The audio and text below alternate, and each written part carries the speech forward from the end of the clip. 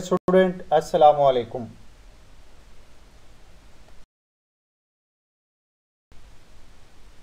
Subject internet architecture and protocol के साथ मोहम्मद इकबाल। आज हम बात करेंगे दो टॉपिक्स पे, SONET and point to point protocols. आज के इस लेक्चर में ये हमारे दो टॉपिक हमारे साथ थे। सबसे पहले बात करते हैं सोनेट। स्टूडेंट्स, डेटा की transmission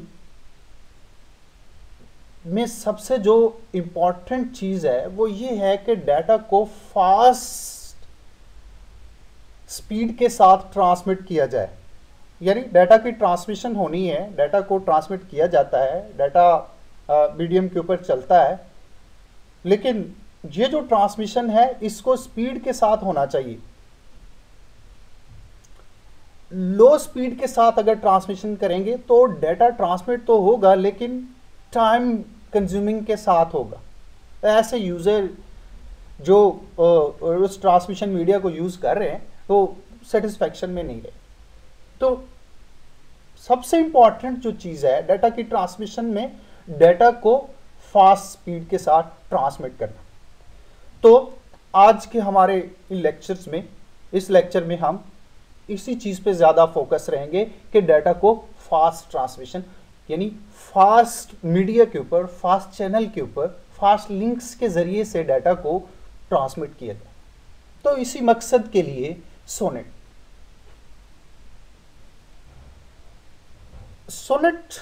synchronous optical network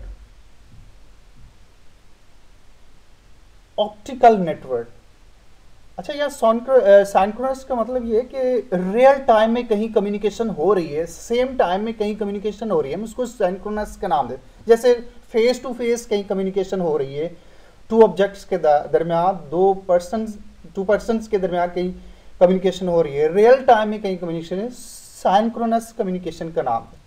and optical network जहाँ पे फाइबर ऑप्टिक को यूज़ किया जा रहा है, फाइबर ऑप्टिक को यूज़ किया जा रहा है, उसको हम ऑप्टिकल नेटवर्क का नाम देंगे। तो सिंक्रोनस ऑप्टिकल नेटवर्क यानी ऐसी कम्युनिकेशन, रियल टाइम में होने वाली कम्युनिकेशन जहां पे फाइबर ऑप्टिक को यूज करते हुए कम्युनिकेशन हो रही है, उस नेटवर्क को हम सोनेट का नाम देते हैं। और ये डाटा का जो ट्रांसमिशन है वो हाई स्पीड के साथ, यानी आपको जो सोनेट जो डाटा को ट्रांसमिट करता है वो हाई स्पीड के साथ। फाइबर ऑप्टिक बेसिकली आपकी हाई बैंडविड्थ के साथ आती है, हाई स्पीड्स के साथ आती है, तो लिहाजा इसमें जो डाटा की ट्रांसमिशन है वो भी आपकी हाई स्पीड के साथ है। अब ये ट्रांसमिशन कैसे करता है? तो यहां SONET first defines a set of electrical signals called synchronous transport signal, SSTs. यानी सबसे पहले सोनेट क्या करता है, इलेक्ट्रिकल सिग्नल्स को डिफाइन करता है, जिनको हम एसएसटीज यानी सिंक्रोनस ट्रांसपोर्ट सिग्नल का नाम देते हैं। It then convert this signals into optical signals, और फिर इन सिंक्रोनस ट्रांसपोर्ट सिग्नल्स को फिर ऑप्टिकल सिग्नल्स ओसिस में चेंज कर देता है, कन्वर्ट कर देता है। और ये जो ऑप्टिकल सिग्नल्स हैं इनको फिर देन ट्रांसमिट किया जाता है एट 8000 फ्रेम्स पर सेकेंड, यानी एक सेकंड में 8000 फ्रेम्स को ट्रांसमिट करता है। अब frame is a data transmission unit. ये डाटा जो ट्रांसमिट होता है वो उसका एक यूनिट है, या हम इसे ये भी कह सकते हैं कि जो आपका पैकेट है, जहां पे पैकेट स्विचिंग है, यानी पैकेट की शक्ल में डाटा को ट्रांसमिट किया जा रहा है, तो frame is a container of packet. तो फ्रेम जो है वो पैकेट का कंटेनर भी हम कह सकते। तो एक सेकंड में ये कितने फ्रेम्स को ट्रांसमिट करा, 8000 फ्रेम्स को विद इन 1 सेकंड ट्रांसमिट कर रहा है।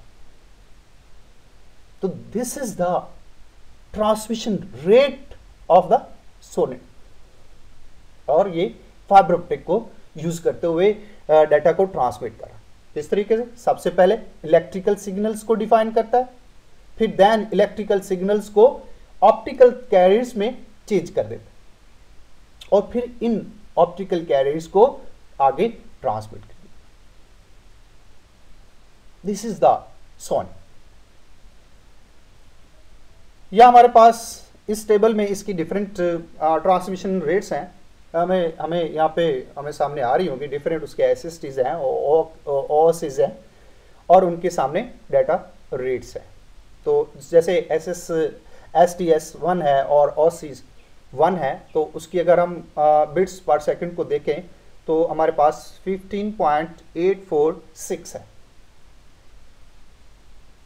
उस तरह ये लोअर है। अगर हम हायर की तरफ जाके दी एंड पे जाके देखें तो हमारे पास जो STS 192 है और OC 192 है, इसकी जो MBPs हैं ये हमारे पास 9953.280। तो ये इस सोनेट पे डाटा की जो ट्रांसमिशन है उसकी स्पीड है, उसकी रेशो है, उसकी रेट्स है। ये हमारा सोनेट।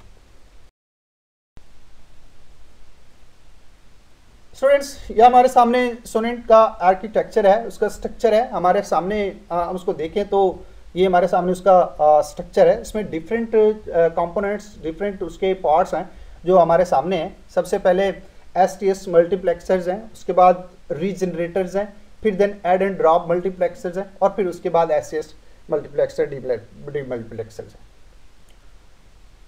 तो ये इसका स्ट्रक्चर है। सोनेट जो हमारे सामने नेटवर्क है उसका ये स्ट्रक्चर है। कैसे काम कर रहा है देखते हैं। STS मल्टीप्लेक्सर्स है, परफॉर्म मल्टीप्लेक्सिंग ऑफ सिग्नल्स। अब मल्टीप्लेक्सिंग एक ऐसी टेक्निक है जिसके जरिए से मल्टीपल सिग्नल्स को कंबाइन करके एक सिग्नल की शक्ल में एक चैनल के ऊपर, एक लिंक के ऊपर ट्रांसमिट किया जाता है। यानी मल्टीपल सिग्नल्स को कंबाइन करके सिंगल सिग्नल में कन्वर्ट किया जाता है, और फिर देन उसको सिंगल लिंक के ऊपर उसको ट्रांसमिट किया जाता है। This is the multiplexing. अब STS जो मल्टीप्लेक्सर्स हैं इनका ये काम। आप देख रहे हैं मल्टीपल सिग्नल्स आ रहे हैं, STS मल्टीप्लेक्सर जो उनको ले रहे हैं और उसको आगे देन ट्रांसमिट कर convert electrical signal to optical signals. अब ये वो लास्ट जैसे हम बात कर रहे थे, ये सोनेट जो काम करता है वो सबसे पहले इलेक्ट्रिकल सिग्नल्स को डिफाइन करता है, फिर देन उनको कन्वर्ट कर देता है ऑप्टिकल सिग्नल्स में। तो ये यहाँ पे जो STS मल्टीप्लेक्सर्स हैं ये इनका यही काम है कि ये इलेक्ट्रिकल सिग्नल्स को ऑप्टिकल सिग्नल्स में कन्वर्ट करें, मल्टीप्लेक्सिंग का काम भी करें और साथ इलेक्ट्रिकल सिग्नल्स को ऑप्टिकल सिग्नल्स में कन्वर्ट करें। STS डीमल्टीप्लेक्सर ये दूसरा एंड है। दूसरे एंड पे डीमल्टीप्लेक्सिंग का काम किया जाता है, यानी जो सिंगल सिग्नल आ रहा है मल्टीप्लेक्स्ड होके जो सिंगल सिग्नल आ रहा है उसको आगे मल्टीपल सिग्नल्स में कन्वर्ट कर दिया जाता है। यानी एक सिग्नल को लिया जाता है और उसको मल्टीपल सेपरेट इंडिपेंडेंट सिग्नल्स में उनको कन्वर्ट करके आगे उसको ट्रांसमिट किया जाता है। तो this process is called demultiplex. तो यहाँ STS जो डीमल्टीप्लेक्सर्स है उनका ही and convert optical signal to electrical signal. अब जैसे ऑप्टिकल सिग्नल्स किस लिए थे कि उन्होंने फाइबर ऑप्टिक के ऊपर ट्रांसमिट होना है। अब चूंकि डीमल्टीप्लेक्सर के पास वो आए हैं, अब ऑप्टिकल फाइबर जो है उसका काम खत्म हो गया, आगे हमने उसको डाटा को फिर हमने उन सिग्नल्स को चेंज करना है, तो लिहाजा ऑप्टिकल सिग्नल्स को देन कन्वर्ट कर दिया जाता है इलेक्ट्रॉनिक सिग्नल्स के। तो दिस इज द STS डीमल्टीप्लेक्स। उसके बाद रीजनरेटर है। रीजनरेटर सिग्नल्स की स्ट्रेंथ को रीजनरेट करते हैं, ऑप्टिकल स्पेशली ऑप्टिकल सिग्नल्स की स्ट्रेंथ को रीजनरेट करते हैं। कहीं वीकनेस आ रही, डाटा की ट्रांसमिशन में प्रॉब्लम आ रही, कोई भी मसला आ रहा है तो उसको रीजनरेट करके उसकी स्ट्रेंथ को रीजनरेट करके उसको आगे देन ट्रांसमिट करते हैं। Is the regenerator. And drop multiplexers. And drop multiplexer ये हाई बैंडविड्थ डाटा स्ट्रीम्स में लो बैंडविड्थ सिग्नल्स को या ऐड करते हैं या उनको रिमूव करते हैं। अगेन, लो बैंडविड्थ सिग्नल को हाई बैंडविड्थ डाटा स्ट्रीम के अंदर ऐड करते हैं या रिमूव करते हैं। अब ऐड करते हैं जब इट्स मीन के आगे डाटा को ट्रांसमिट करना है, उसमें लो बैंडविड्थ वाले डाटा को ऐड करके उनको आगे ट्रांसमिट कर देना है, या फिर उसको रिमूव करते हैं। और रिमूव जब करते हैं तो इसका मतलब यह है कि फिर उसके लिए किसी और रूट से किसी और सिग्नल में उनको कंबाइन करके ट्रांसमिट करना है। तो these are the add drop multiplexer. इनका ये काम कि लो बैंडविड्थ के साथ जो सिग्नल्स हैं उनको हाई बैंडविड्थ डाटा स्ट्रीम्स के अंदर ऐड करना है या उनको रिमूव करना है। तो this is the structure of the SONET. अगला जो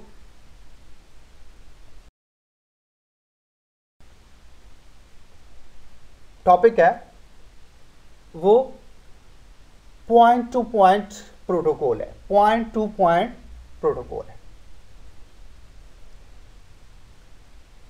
स्टूडेंट्स। फिजिकल लिंक, अब फिजिकल लिंक दो फिजिकल ऑब्जेक्ट्स के दरमियान बनने वाला कनेक्शन है।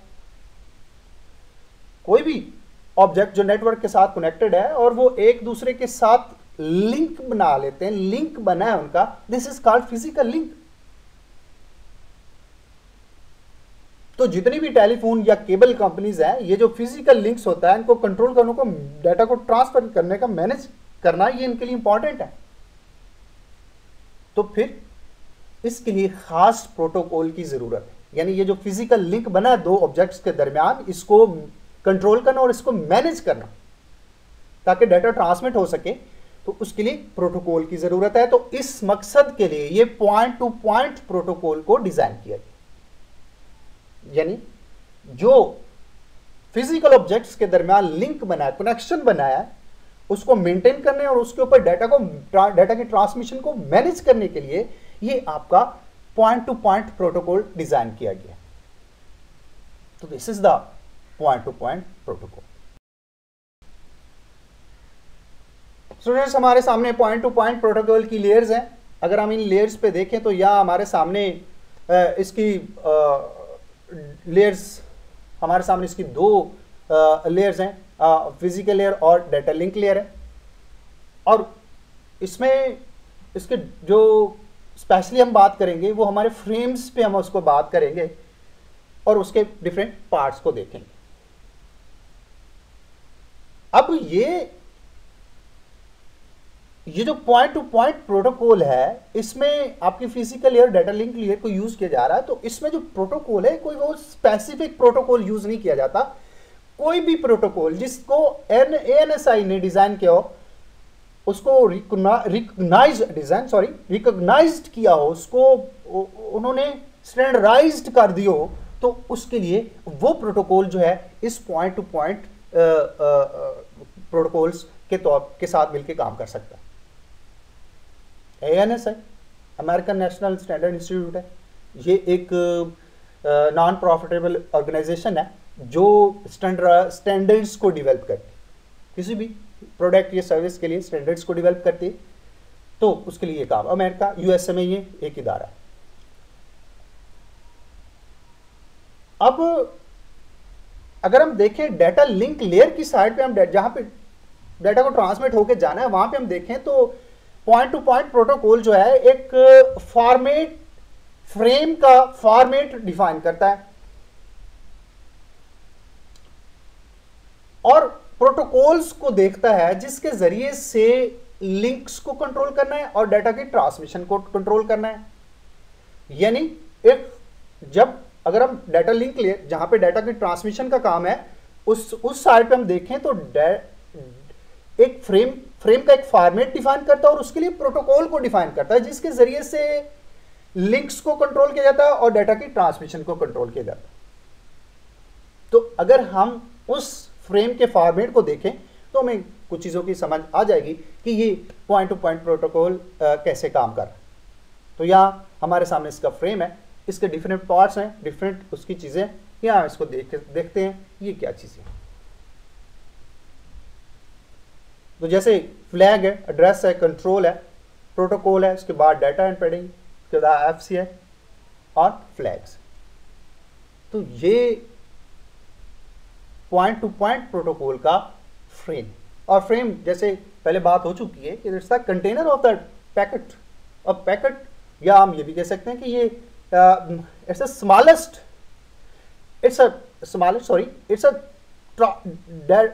Transmission data unit.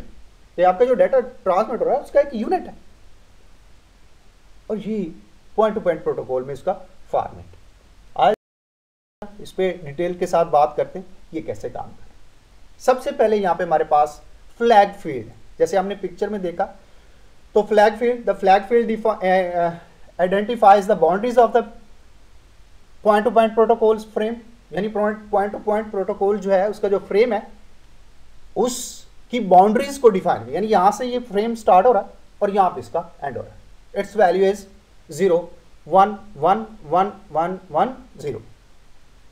तो दिस इज द वैल्यू। यहां से पता चलता है कि ये जब ये वैल्यू आएगी तो पता चलेगा कि यहां ये flags address field, because point to point protocol is used for a point to point connection. Point to point जैसे बिल्कुल आमने सामने कनेक्शन है, पॉइंट टू पॉइंट डिवाइसेस आपस में पॉइंट टू पॉइंट कनेक्शन उनका है।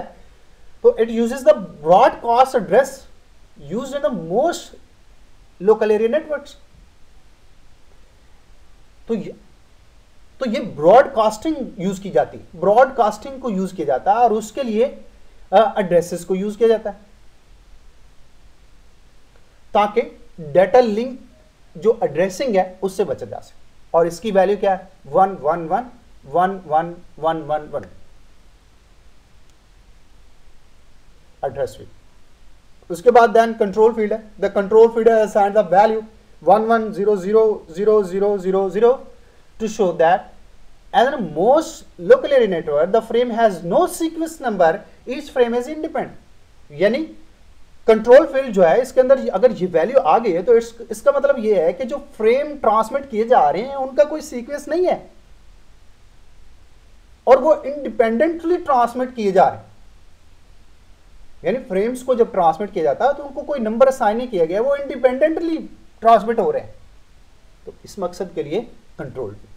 उसके बाद प्रोटोकॉल फील्ड है। तो protocol defines the types of data being carried in the data field, यानी आप डाटा फील्ड में डाटा जो ट्रांसमिट होके जा रहा है वो किस तरह का डाटा, यानी यूजर डाटा है या कोई और इंफॉर्मेशन है, वो चीज यहां इस प्रोटोकॉल फील्ड के अंदर मेंशन कर दी है। इस तरह डाटा फील्ड है जो एक्चुअली हमारा डाटा ट्रांसमिट होके जा रहा है, यूजर डाटा है या कोई और इंफॉर्मेशन है, तो वो यहां पे उसको रखा था। FCS, the frame check sequence field is simply a 2 byte or 4 byte CRC, cyclic redundancy check, cyclic redundancy check। ये ऐसा कोड है जिसके जरिए से एरर की डिटेक्शन और करेक्शन का काम किया जाता है।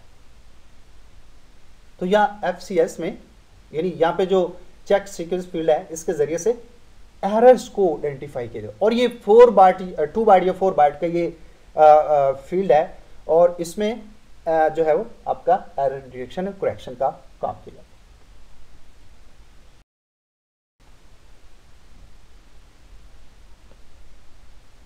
है। Link control protocol. स्टूडेंट्स यहाँ हमारे पास कुछ और भी प्रोटोकॉल्स हैं, यहाँ पे हम बात करते हैं जिसके साथ हमारे पॉइंट टू पॉइंट प्रोटोकॉल का ताल्लुक है। The link control protocol is responsible for establishing, maintenance and termination of the link।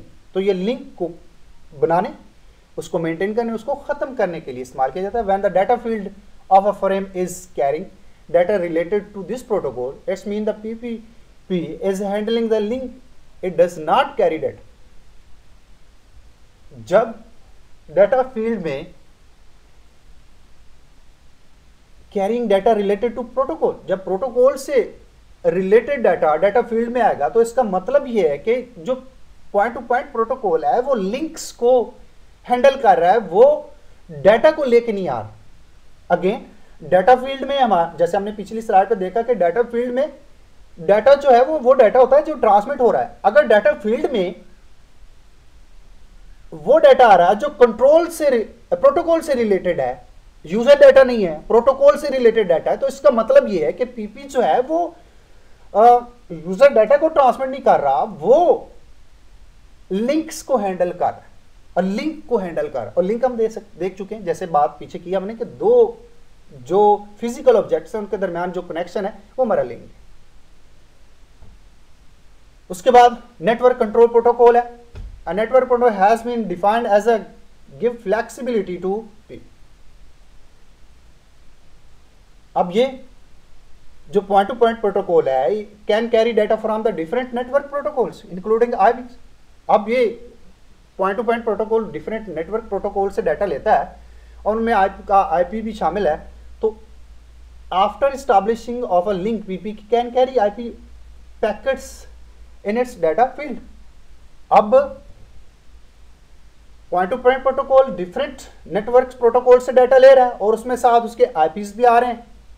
अब जब आईपी पैकेट्स आ रहे हैं तो फिर ये पॉइंट टू पॉइंट प्रोटोकॉल जो है ये इन आईपी पैकेट्स को अपने डाटा फील्ड में रख लेता है और उसको आगे देन फिर ट्रांसमिट करता है। तो उसके लिए ये नेटवर्क कंट्रोल प्रोटोकॉल है।